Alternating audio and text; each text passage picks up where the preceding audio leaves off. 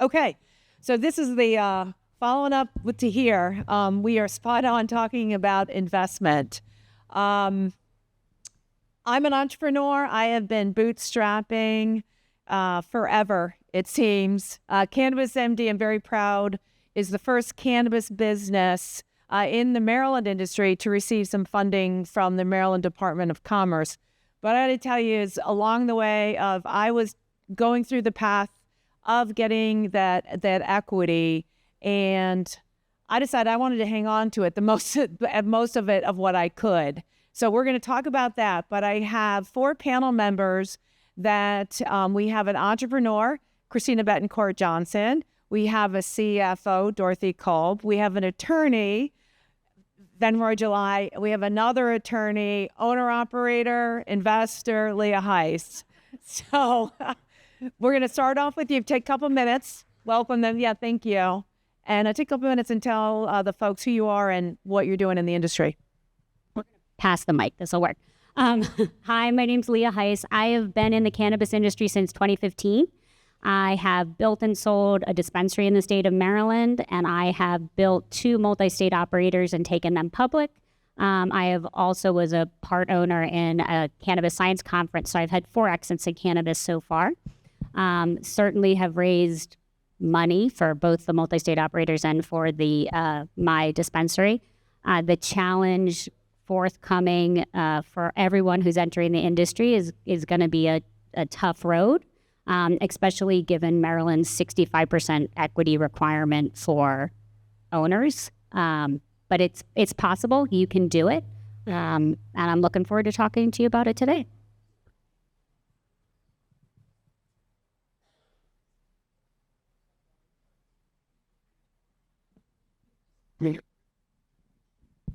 Hello.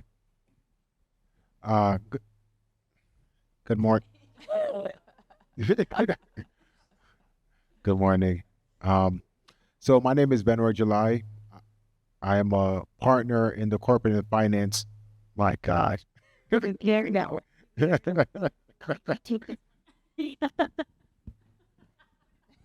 we go. Hello? Is that better? All right, cool. Hello? Yes, you're on. So my name is Benroy July. I am a partner in the corporate and finance group at a law. I'm a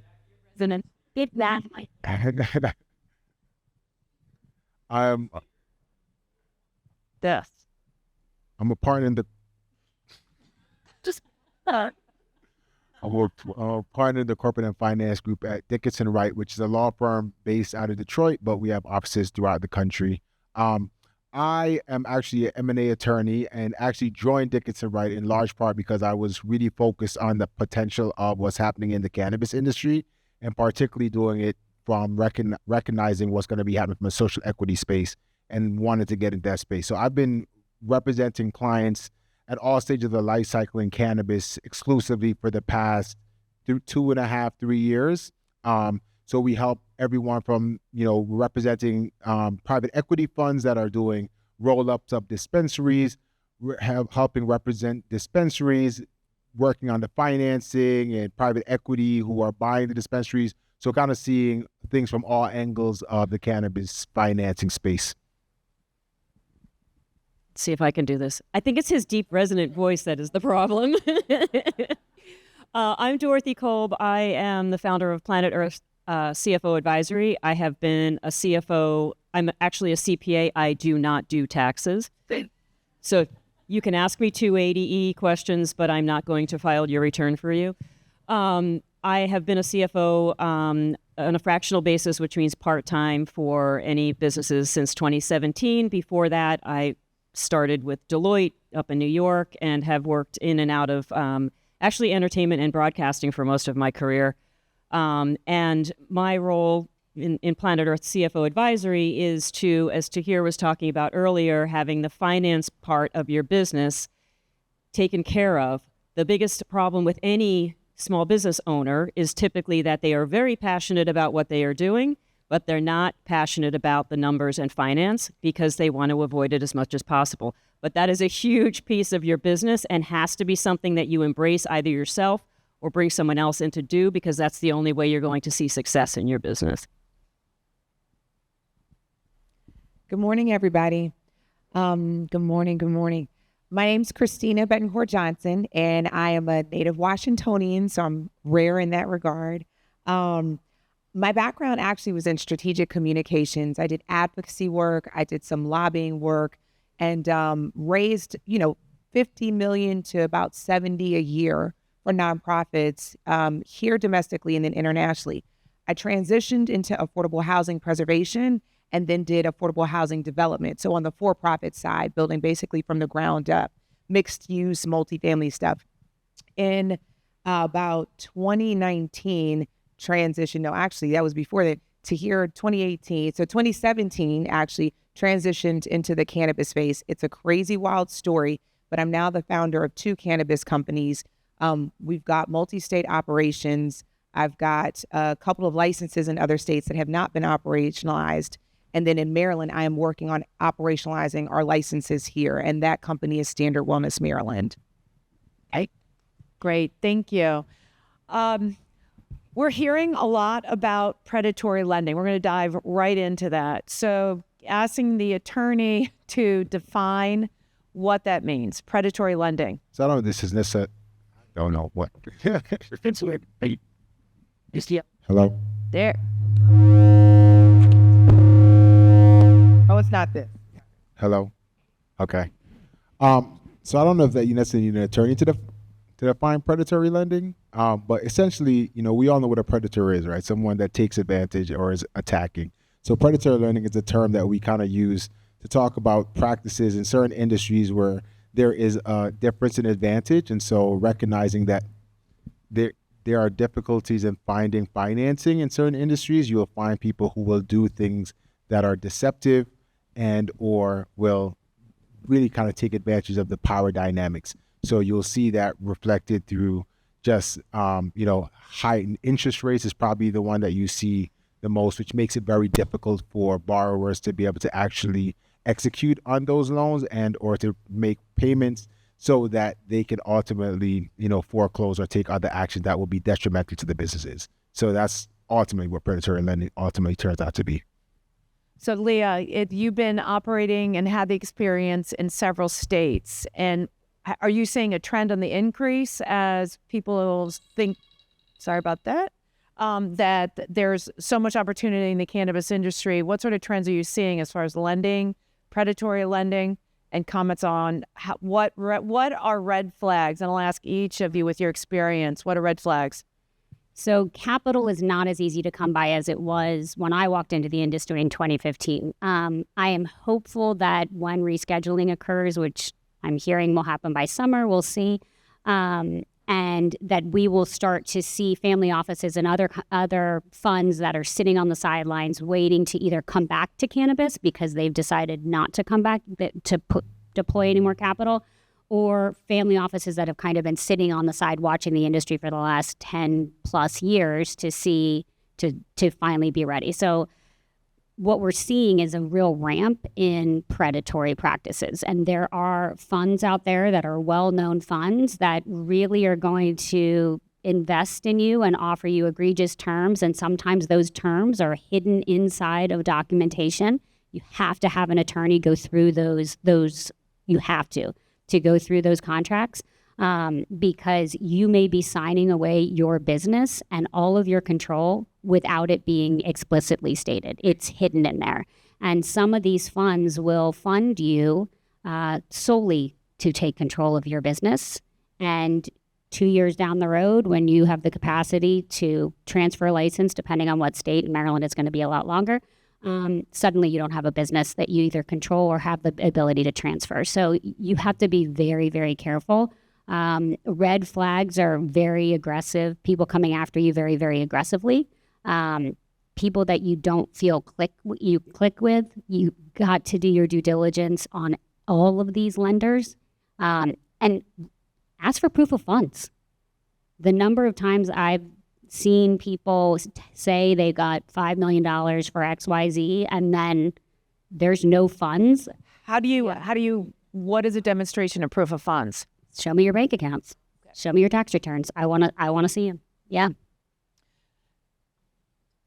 Christina, as one who has done the fundraising, so your experience, have you faced that predatory lending? What has been your modus operandi to move forward and who to partner with? So I think I think there are probably people on the panel, Leah especially, who's had more experience with predatory lending than I have. I think predatory partnerships are what everyone should really be even more mindful of, because I think we're in an area of not full maturation in the market, but we've got a lot of big companies. They're getting funded. They're not worried about predatory lending. They have the funds to invest in people who know what they're looking at when they're negotiating deals. And when we go out and get capital, most of us actually have professionals who have an extensive background in fundraising in various other industries. So predatory lending, I think, is something that really touches small businesses the most. But I will say that everyone needs to be very, very careful and mindful of predatory partnerships, because they look really shiny and there's a lot of value and benefit baked into partnering with someone. Tahir spoke to it earlier, and that was sort of a brand partnership, but then it evolved into so much more with Wanda.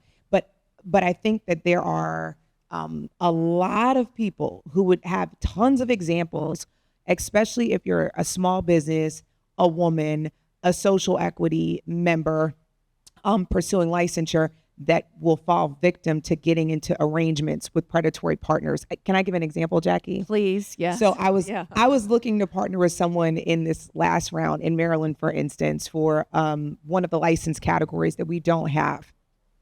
And this person had been promised a certain amount of money to engage in a partnership. I said, look, I don't care who you go with. I'd love to read your documents. I want to be, helpful and generative with ideas, whether you work with me or not. It happened to be another African-American. It was a gentleman. This guy's contract was garbage. It was garbage. He was going to lose his company, his control, everything like that. And it wasn't clear in the contract, to be honest with you. It was something that might have passed the sniff test with the state, but it was a terrible contract. And he was not going to retain any equity in his business. And if you're partnering with good people who really are committed to your growth and the growth of the business, they're going to probably give you equity. And you would want to take that equity, because as the business grows, your value in that business grows. And so, I think a lot of times we want to sell out for money. Tahir spoke to that. He didn't end up doing that. But there is real value built into strong partnerships that have longevity. So I monopolized the answer and changed it a little bit, but partnerships would be where I look for, someone trying to take advantage of a situation. Yeah, and I mean, to that point, is that recognizing the skill sets that your partners bring to the table.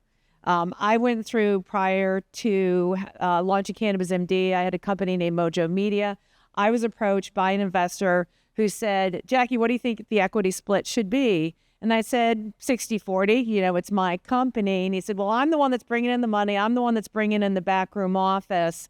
And we parted company. He came back to me the next year and he said, all right, we'll do it your way.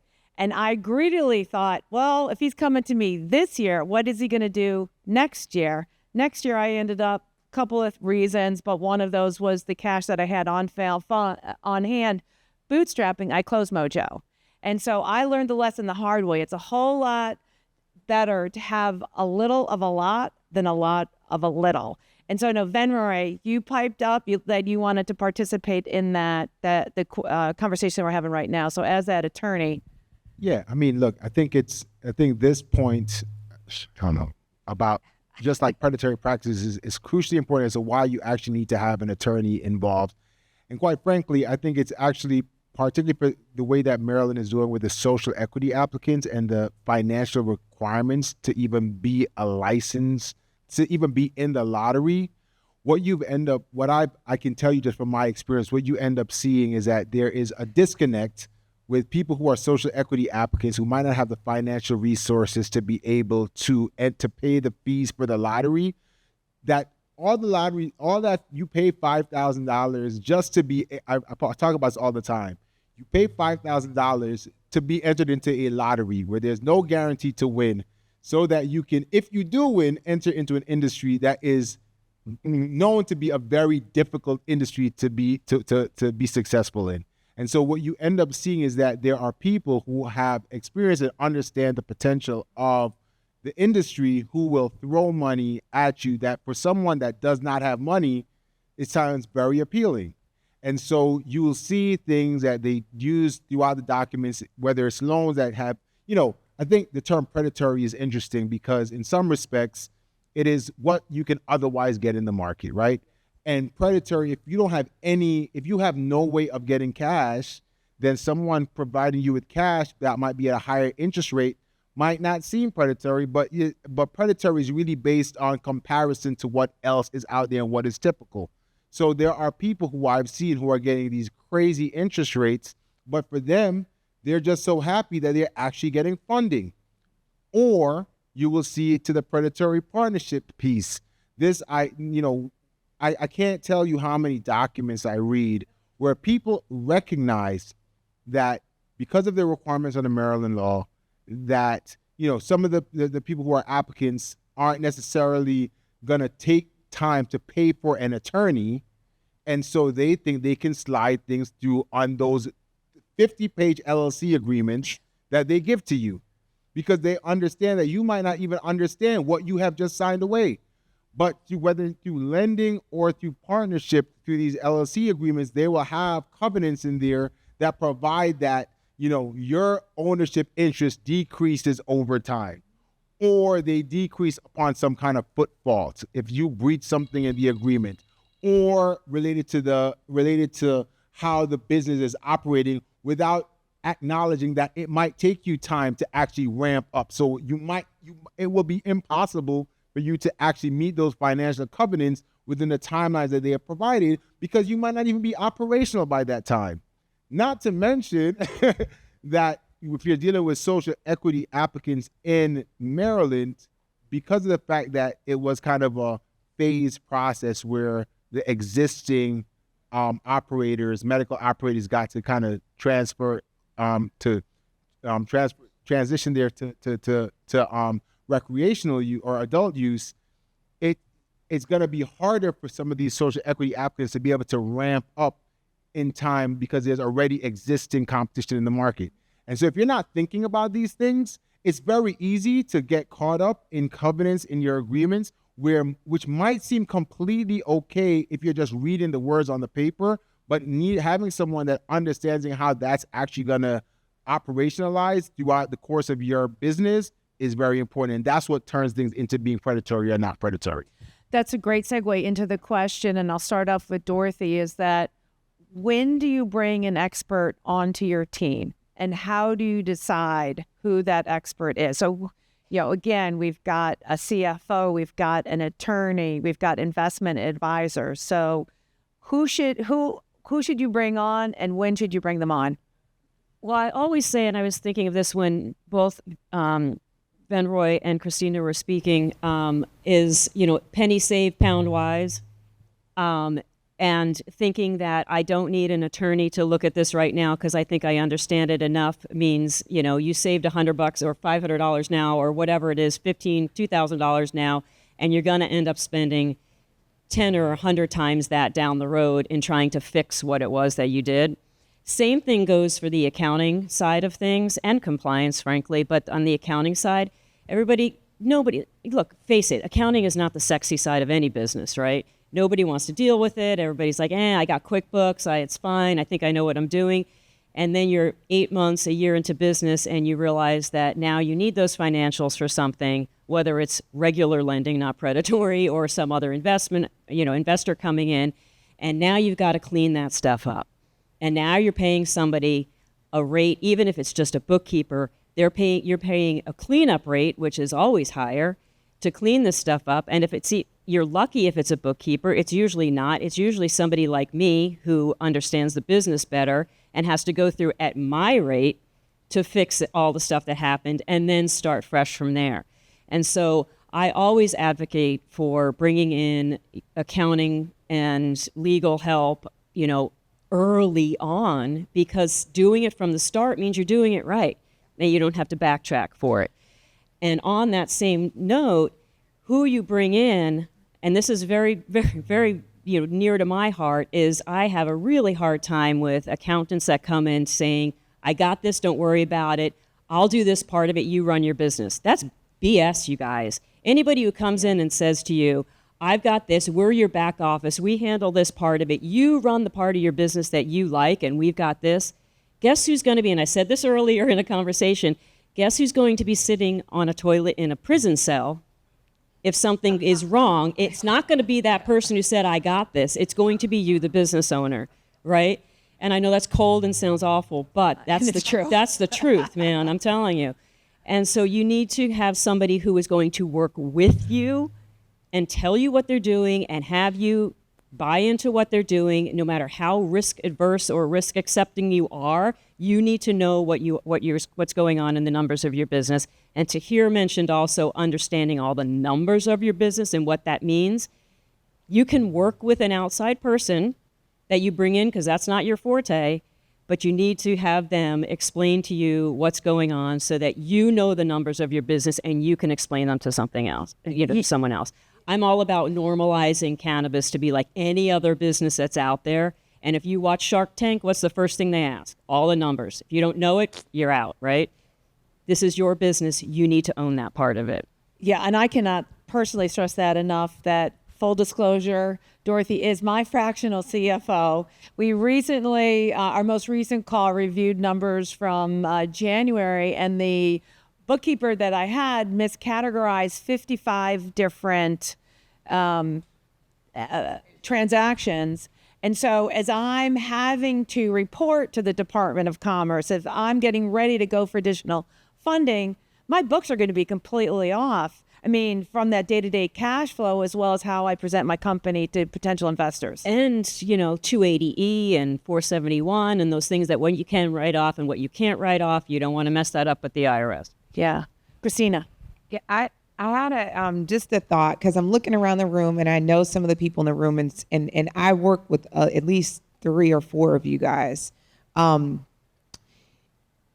You were talking about when you engage certain professionals. Correct. Right. And I want to talk about finance, but you actually, because she brought it up, Dorothy brought it up, you actually need to understand what the financing vehicles are in cannabis before you begin.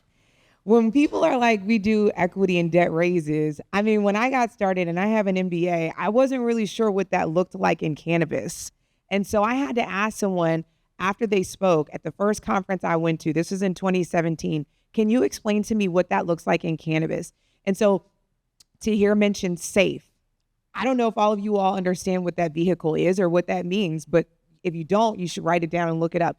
The first thing you need to do is educate yourself. And I think Dorothy made reference to that. You really need to understand, what are the financing vehicles? What is required before you get into the business? I had a bookkeeper in 2018. I had a CPA firm, Cohen, in 2018. They evolved. They're now a part of Witham. Markham. I had an attorney in 2018. I had a lobbyist in 2018. I had a transactional attorney in 2018. I had a litigator by 2019. John is probably familiar with that because the round, in 2019 was a mess. You need to budget for all of this. You need to budget to fight. You need to budget to go to war in the legal system, because you're going to have to go to war depending on what your licensing round looks like. I didn't know that I needed to build in a legal budget to fight, because I didn't anticipate having to sue the state of Maryland. But all of these things are also transactional. This is all about business. So understanding how a business works, I think, is the first point. And then you understand, like, okay, exactly how does this money work? I don't know.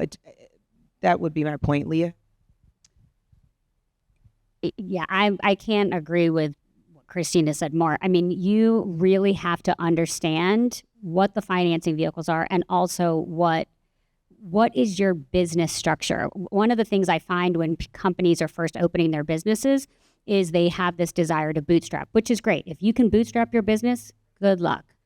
But cannabis is incredibly expensive, and you are going to face challenges on every level. I see this a lot when I do qualitative due diligence for funds. qualitative means I'm looking at different things than just the numbers. I'm looking at, is the community going to accept you? Are you going to be litigated to death by the community? And I have seen companies spend millions on litigation just fighting to be in the location that the zoning board says that they are allowed to be in. Oh, horrible. Yeah. Horrible. Very bad. Leonardtown, also very bad. So really put that in your financials and know that you're probably going to need more money than you think. On some of this application round for the dispensaries, I had people telling me they were going to get their dispensary open for $450,000. And I'm like, huh? Really? What, is it like a 12-foot stall? Like, I mean, the security alone is going to cost you more than that with the cameras. And you really have to understand that this business is not like opening up a liquor store. It's not like opening up a gas station. Liquor stores and gas stations are not being monitored 24/7 by the commission. You don't have cameras every 3 feet to make sure that you have full coverage. So really think about what's going to go into it, and then make sure you raise enough money and have enough money to carry you through, because the worst thing that can happen is you get your whole thing built and then you don't have money to carry your business until you're cash flowing it. So I always like to see an 18-month carry on it, and open to other people's ideas. I guess I would just say the question was, when do you engage with legal or attorney? Tahir said this when he was presenting, this idea that when you're getting into the marriage that you think about the divorce.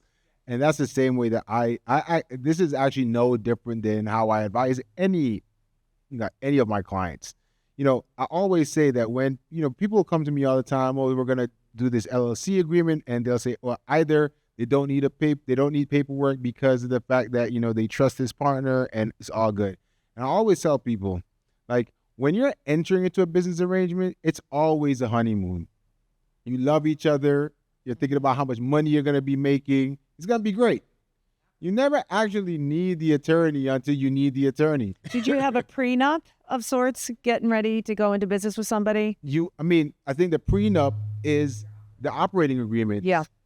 Which at a very early age will let you know, because you will be surprised.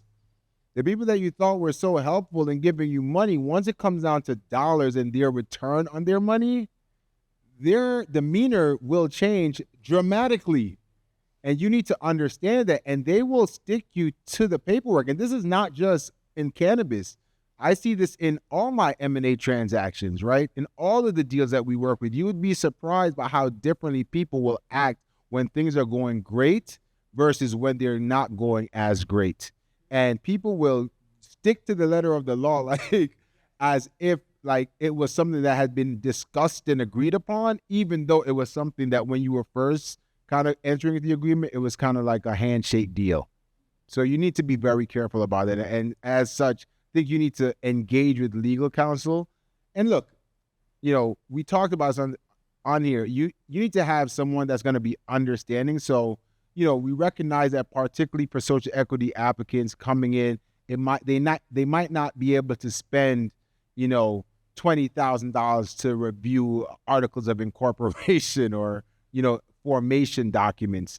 But certainly you want to have, legal counsel who is kind of in the space, understands and can work with you throughout the life cycle, so that once you actually are at the point that you are ramping up, that, you will at least be protected going to that point. So are you saying, do you recommend that you have a business attorney and then an attorney that is familiar with cannabis? I mean, or not familiar, works and knows the industry? I mean, look, I think you have to. I think cannabis is very particular. It's a particular industry. You need people who kind of understand the industry, because there are things that are going to be particular to cannabis that might seem fine in a traditional transaction, but in cannabis, you can get footfalls, and there are regulatory issues that you have to deal with, and you have to understand how difficult it is going to be to actually like operationalize what your plan is.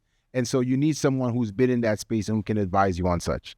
Yeah, I would add, for all of the people who offer services in this room, I love that cannabis welcomes people from every sector. And we've got people from, consumer packaged goods. We've got people from alcohol and beverage. That's dope and amazing. But you save a lot of money when you've worked with somebody who's already been in cannabis, even if they transition from something else. So I wouldn't leave it with just attorneys, CPAs that have experience or more useful.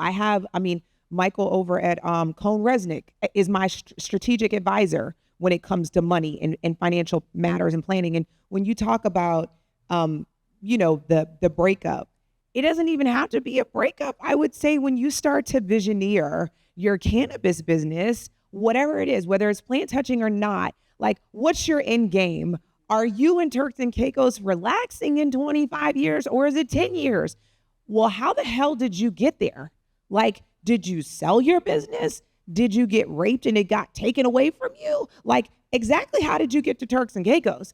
And then you need to work backwards from that, right? Like, and so I think like the sooner you can start engaging smart people to help you strategically plan out your business model and plan your exit, the stronger your foundation will be. And I would also suggest do not just sort of fundraise for the application. Because I think a lot of us, when we get started, we fundraise for the application. You better fundraise for your business and then fundraise for every subsequent project or application or state rollout after that. And that's something I didn't know. I didn't do that. I raised $330,000 for my first application.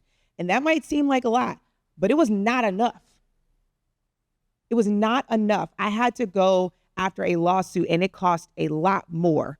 And so fund your business first. When it comes to fundraising, think that through. And people fund people. They don't fund businesses necessarily. Right. If people don't like you and they don't trust you, or you have an attitude, or you're not strategic, or you're not smart, they're not going to give you any money. I wouldn't give my kid money if she was walking around talking about things that were stupid. I mean, seriously, you know what I mean?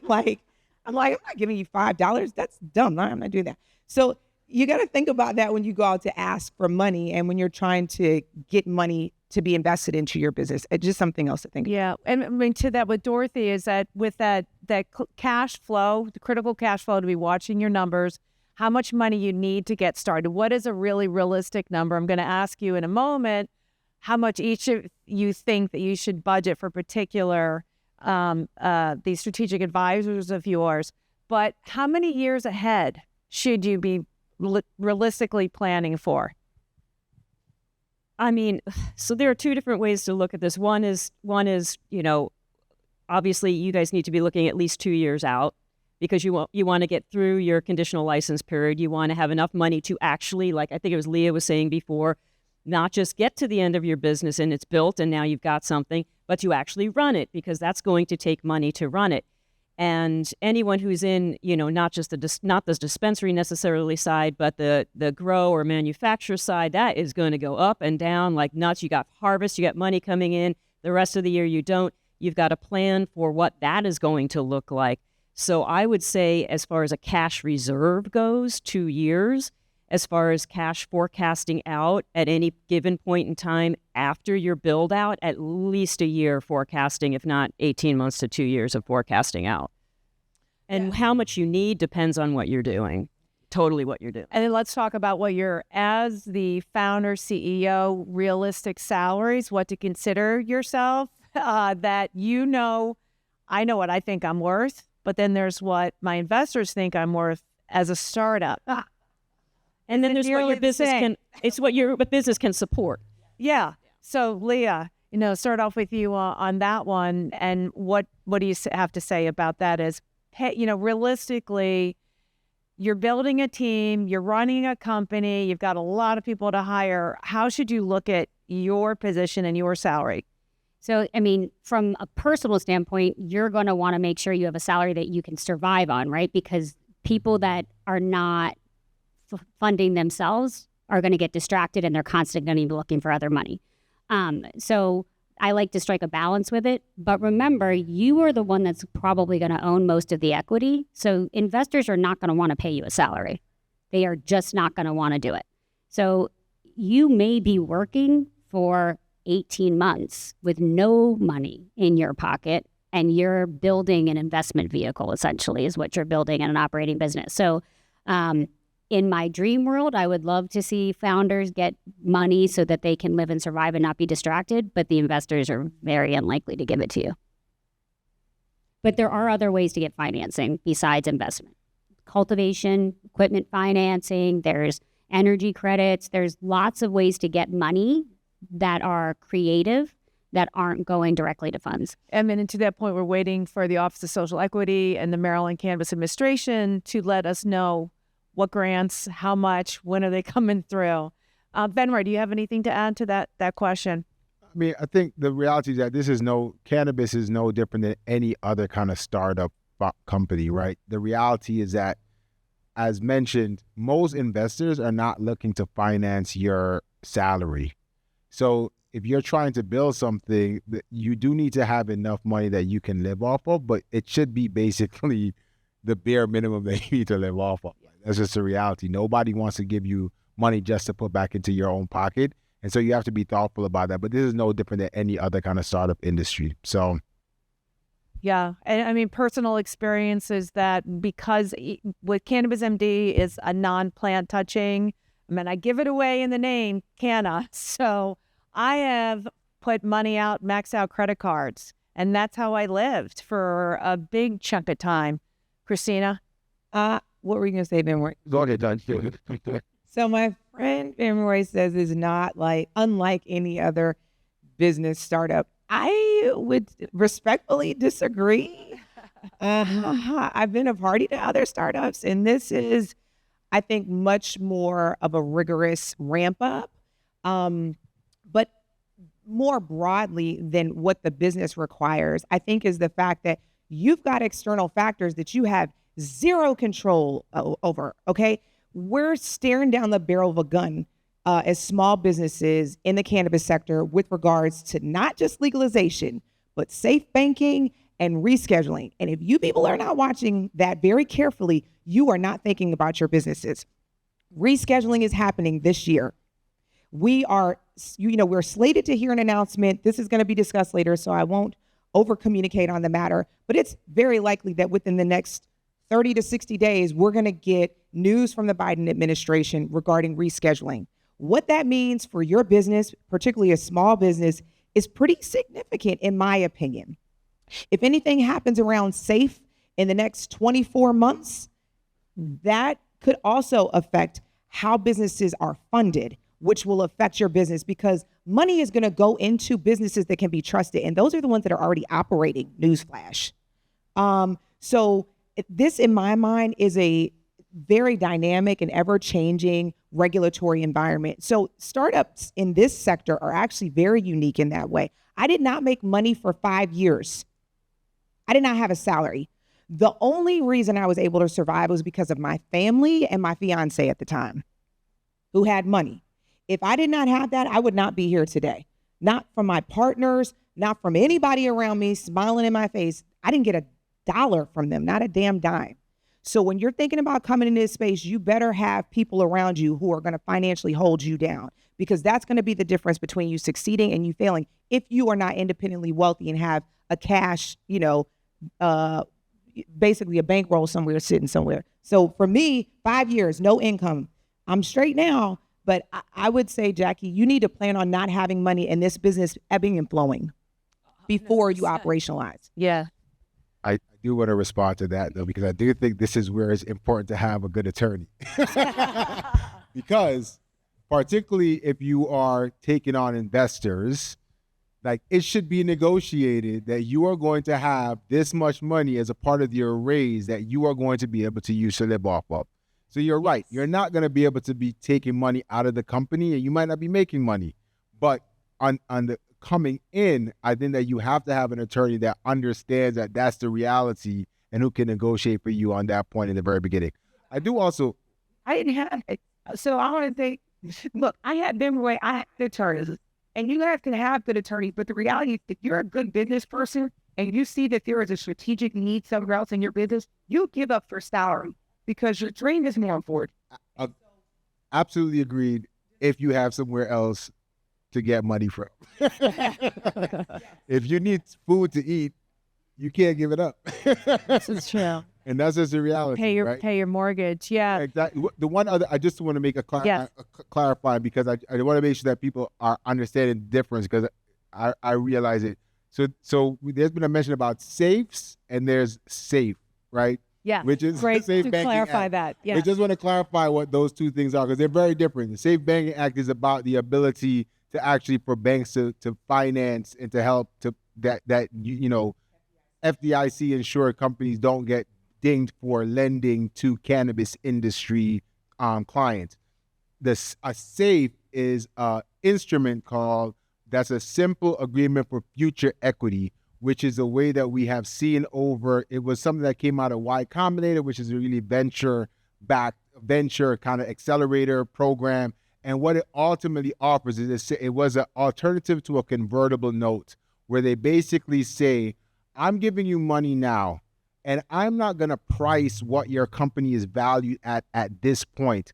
At some later point, when somebody else comes in and gives a valuation or buys you out, that I will get the benefit of that valuation at that later point, and the money that I have put in now will convert at those rates. So I just want to make the differentiation between a safe, and the Safe Banking Act.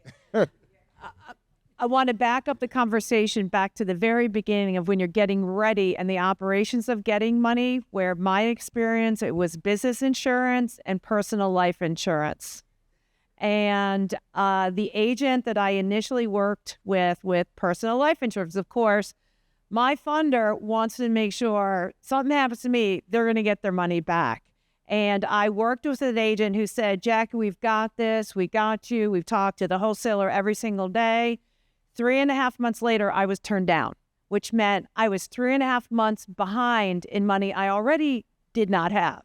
So I want to stress that point of being ready, that you need life insurance, you need business insurance, you need to talk to people who know the industry. I had a guy hit me up yesterday on LinkedIn for insurance, and I said, are you working in cannabis? I got back the message, agriculture. I said, agriculture is not cannabis.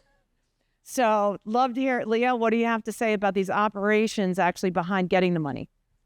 Yeah, I mean, there's lots of ways to get money. You use credit cards, and you can do that. They'll only take you so far, right? Especially, God, if you're building a cultivation facility. I mean, just know it's gonna cost you $30 million easy, probably. You can do some offsets with equipment financing. You can put very creative things like you can put a transformer on your property, and you can get money from the transformer so that it feeds back to the grid, and you can get energy credits. And there's lots of creative ways to do it.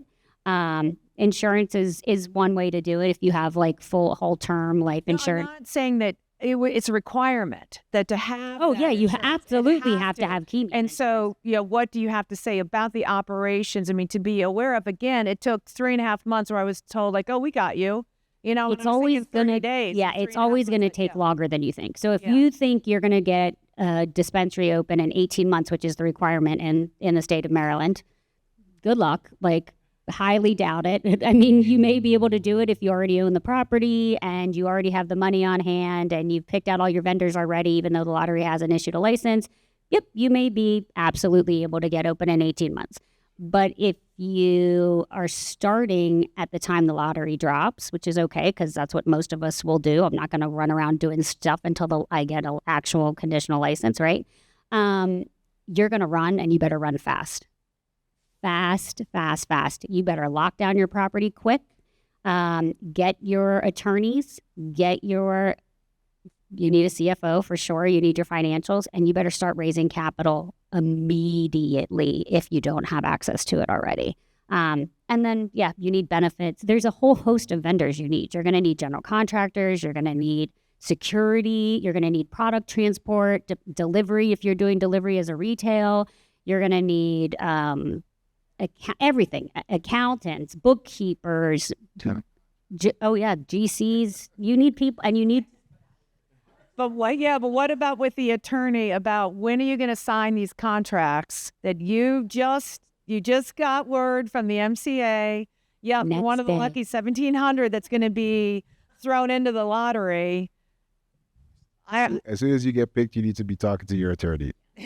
As soon as you get selected out of the lottery, you should have an attorney that you're talking to, like immediately. yeah, and do not sign any other contracts with any vendors. Immediately. Yeah. I cannot emphasize this enough. Like immediately after you get the lottery, you need to identify an attorney that you're going to work with and have a conversation with them and sign an engagement letter and get on the attorney-client privilege and do all the things that you need to do that they are representing you, because there's just so many ways that you can get trapped or like you can have pitfalls in this game. Yeah. Yeah. Thank you. Okay, so that is a great question on the roundtable, and want to open it up now to Q&A. If I have my MCST folks with the microphone, and then questions. And I'm standing under the sun. It's starting to get warm over here. Let's keep moving over. And then, well, of course, with Michelle managing the Zoom chat.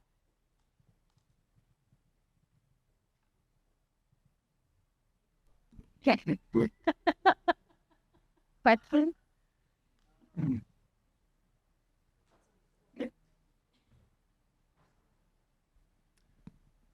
Yeah, thank you very much. That was really great, and I think really great for the audience here. A real dose of reality and what it takes to open up a business. My question's pretty simple. Just for another dose of reality, it'd be interesting to get maybe a couple of real life stories about what the cost of financing is today, because we know capital is really scarce. I've been in the industry 6 years, so I've seen it up and down, but there's, predatory lending, there are some real numbers attached to that. And then when you attach like a convertible note to it, it can be even more expensive. So love to hear some real stories there. So I'm seeing clients raise anywhere for 16 to 18% interest. That's usury in my opinion. So not cheap. Yeah. So it's not unusual for me to see rates 18 to 20%.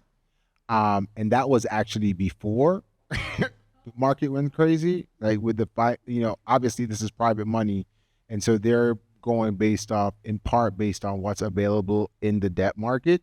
And so it was one of the reasons why, when I first joined my firm in 2021, I had so much work in cannabis that I couldn't take anything else on. I mean, it was so much transactions occurring that it was impossible to do anything else. And we were working with private equity, and there was lending, and there was these acquisitions of these dispensaries. And then things started drying up, and that's directly related to how the financial markets have tightened. Because if the banks if you could get finance, I mean, obviously not, the cannabis industry professionals can't get financing from traditional FDIC insured banks, but the private lenders were in part basing what their rates were based on what was available in the market. Well, once the market rates started going crazy, they started requiring even more of a return. And so we have seen a complete dry up in the cannabis lending. And even quite frankly, it's much more difficult to raise even equity financing in the market now. So and just for you to understand the economics on that, right? Back then, I always tell this story because it was so shocking to me when I first got in this space or was working with these clients. Like I had clients that were making $1 million plus in revenue a month and were struggling to get by, right? Because between the combination of, the tax consequences and these high interest rates, it's a double whammy on on those operators. But I've definitely seen, I remember there's a client I was working on out of California that they were paying 25% interest. So just understand that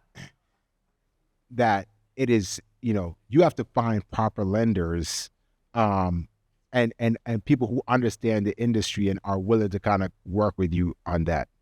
But great point.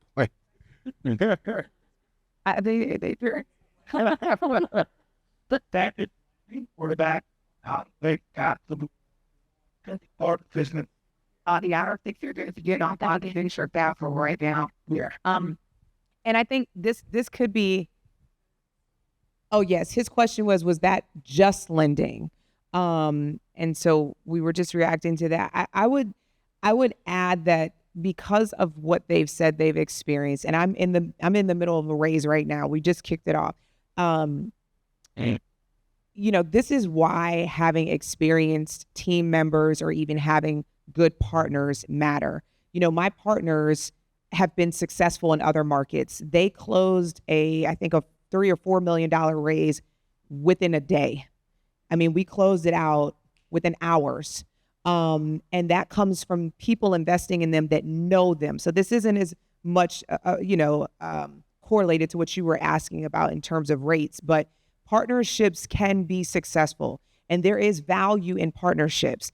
I got my CFO, actually, I went out to Benzinga, spoke the year prior to when I got him. He was with Revolution and he was their CFO, much larger company.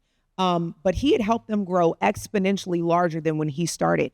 And so having the ability to sort of put your finger on the right talent and bring them in and be like, oh, help me with this, because they know all of the lenders. And by the way, there are brokers out there. Be very wary of the brokers that are going to help you find the capital, because they may not be able to deliver on what they're saying they're going to do. So yeah, that was all. Hi. Is it working? Oh, great. Hi, my name's Erin Kirk, and I'm a lawyer in this space, probably about 15 years now. Yes. You want me to talk louder? Me?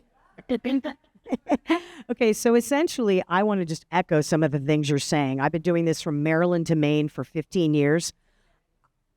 I'm in Connecticut. I'm bar admitted here. I'm working in D.C. I got guys like Devin Alexander in Massachusetts and a lot of different people. So I've seen what the states have done, and none of them are cleaning up on aisle 1 through 15 at all. What I'm seeing is, you mentioned usurious rates. One of my clients who's, this is public knowledge, I'm not speaking anything he hasn't said himself, he's paying 25% interest to Merida Capital, which has pretty much Lou Vega in Connecticut. 25% interest. Hey, Merida. Merida Capital, 25% interest. I got guys who've got Vicente for lawyers that are taking parts of their companies because they can't pay these very high rates. Christine knows this, and I'll bore her to tears again, but I'm the only one in the country that did every single social equity application brought to me on a pro bono basis. I didn't charge a dime because I saw what other people were charging, and these were my friends, my plugs, my buddies. And I said, let me help you, and then if you get up and running, you hook me up. And then they came back and they said, what do you charge? You charge $1,000 an hour? I said, I'll charge you less than half that. Only because I grew up in D.C. I'm an older person who has seen I grew up in the Nixon era. This stuff has got to stop.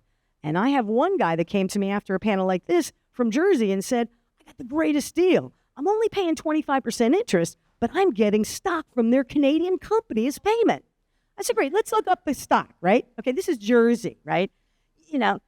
Early days. Guy has 5 licenses. They're going to pay him $1.75 million in 2019 for his opening in 2024. That doesn't include goodwill, any of the products, any of the branding, any of the work, any of the real estate. So they did a predetermined value. Then they told him he was going to get paid in the stock. Guess what? The stock has not traded since 2019. He will get toilet paper.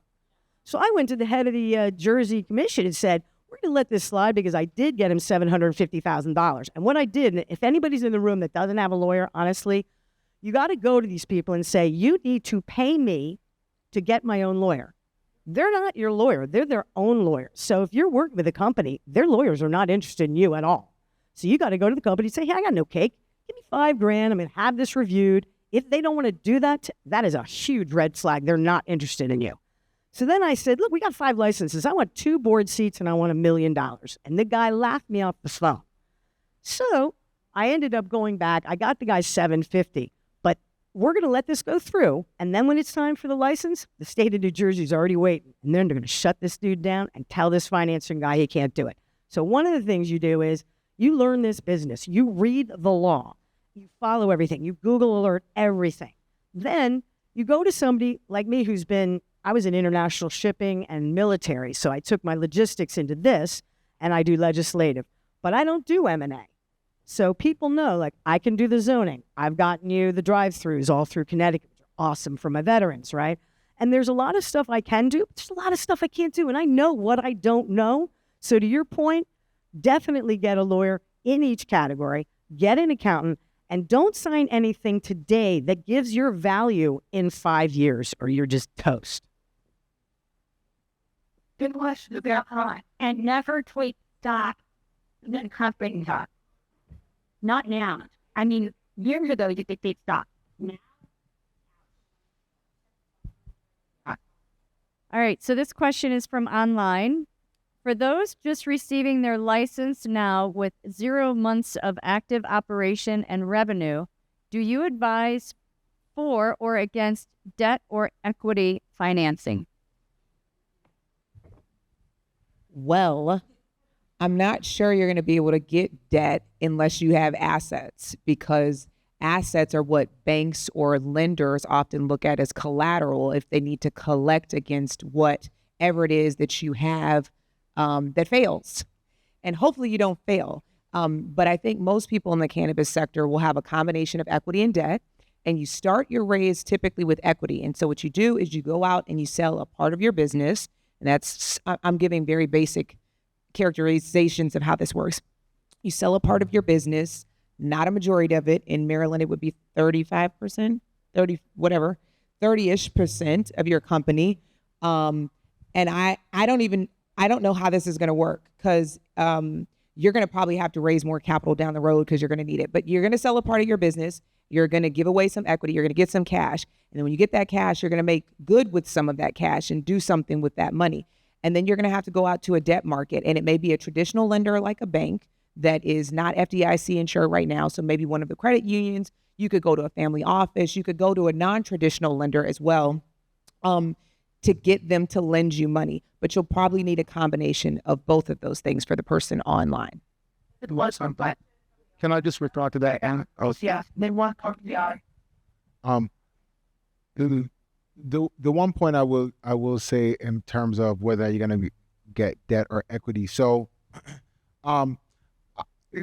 obviously, there, to the extent that you have other assets that you can borrow money off of, like a house or like other things where you actually have real estate, where you can get stock, where you can get money off of, that might open you up to be able to get debt financing. But Christina actually brought up a point that I don't think we'd actually touched on, which is just from a legal standpoint for you guys to also consider, because I think there's actually an issue in the way the law is currently. Not only the convertible note, but like there are just different ways that you can structure the ways that you can get cash from, like, I won't call it venture, but like almost like private equity. So you can use preferred stock, you can use convertible notes, which allow you to maintain your 65% equity as required.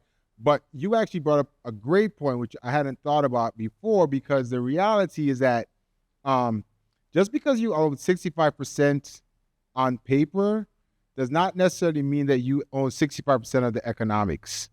And so that is a crucial point that you need to think through as you are reading through these operating agreements or these partnerships, because I will tell you, and this is something that I brought up from the very beginning, is like, yeah, I can say I own 65% on paper, but if I'm not getting 65 of the which I don't think is actually going to happen. Like there's no way people are not going to get 65% of the economic. If I'm putting all the money up, the likelihood that I'm going to give away 65% of the economics seems very untenable.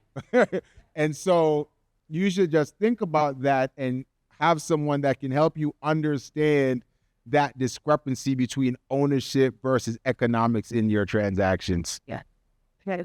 Right. One more from the audience, and then we move on. Hello, my name is Jose.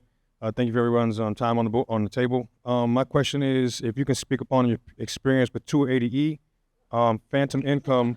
We're going to talk about that. Roundtable state. All right. Well, thank you. We'll just say one thing about 280E. Yeah, we could do a bazillion hours on 280E, but for everyone who doesn't know, 280E is a tax policy by the IRS that prevents cannabis companies from deducting anything other than cost of goods sold, which, okay, cost of goods sold would be when you're developing a product. For example, you're growing the flower, the inputs, the fertilization, Education for your that type staff. of thing. No. Nope. It has to go into the actual product itself. So if you're running a dispensary, for example, and you're not buying in bulk and manufacturing products and doing pre-rolls, you're going to spend about 70 cents on every dollar going to the federal government as your tax.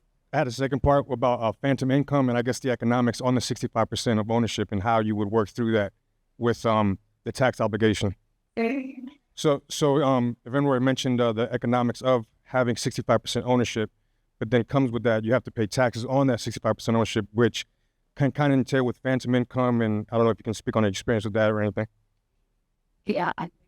And the reality is that your equity split is only after accounting for taxes and stuff. So it's you're getting a 65% of what essentially is 30% of your net, right? So understand that. So, which goes back to the point about having money to live, right? And the need to have someone, like, you need to have considered that part as a part of the going in, because as I mentioned, the company can be revenue, like there could be revenue coming into the company, but that does not mean that you're going home with that. And like there's a distinction there.